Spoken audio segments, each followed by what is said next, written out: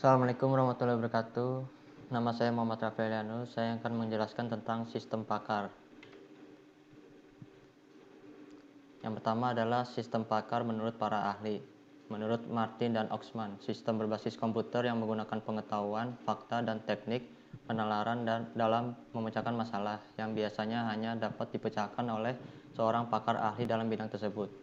Menurut Ludwig von Bartalanffy, sebuah perangkat atau seperangkat unsur-unsur yang saling terikat satu sama lain dalam suatu interrelasi di antaranya berbagai unsur tersebut yang tergabung di dalam sebuah lingkungan tertentu.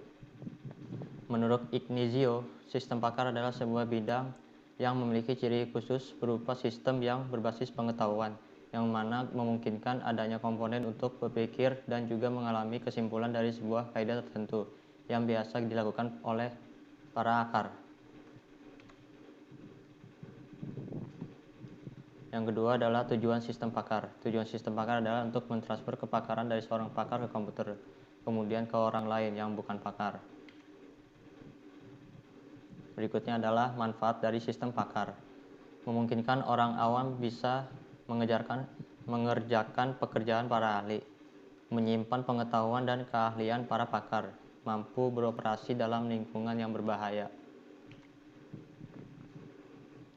Berikutnya adalah penerapan sistem pakar berbagai bidang.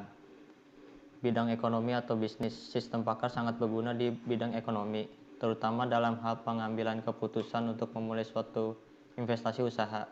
Diperlukan suatu alat seperti sistem pakar yang mampu menganalisa sesuai dengan keadaan yang terjadi di pasar modal, sehingga investor menjadi lebih yakin dalam berinvestasi. Bidang psikologis. Salah satu implementasi yang diterapkan oleh sistem pakar dalam bidang psikologi yaitu untuk menentukan jenis gangguan perkembangan pada anak. Anak-anak merupakan fase yang paling rentan dan sangat perlu diperhatikan satu demi satu tahapan perkembangannya. Bidang pertanian. Sistem pakar mempunyai kemampuan untuk bidang pertanian. Salah satu implementasi sistem pakar pada bidang pertanian yaitu untuk mengidentifikasi penyakit tanaman. Karena itulah pemerintah harus banyak memberikan penyuluhan di bidang teknologi bagi para petani.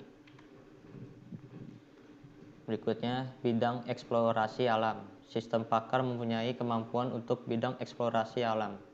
Contoh penerapannya yaitu sistem pakar yang diterapkan pada alat pendeteksi kandungan minyak bumi. Alat ini menghasilkan keputusan dari data-data yang ada dan mengambil keputusan ada atau tidaknya hingga berapa jumlah kandungan yang terkandung. Bidang robotika. Pada bidang robotika, penerapan sistem pakar sangatlah jelas.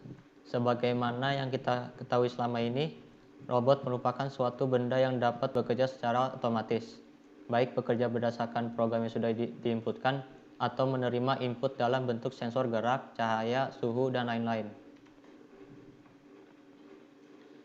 Kesimpulan saya adalah sistem pakar sangatlah penting untuk bidang teknologi dan di bidang lainnya. Mengembangkan dengan cara pola pikir dan pengetahuan manusia, tujuannya untuk memecahkan masalah solusi bagi pengguna teknologi. Inilah daftar referensi saya yang ambil dari internet. Sekian dari saya, mohon maaf bila ada kesalahan-kesalahan kata. Wassalamualaikum warahmatullahi wabarakatuh.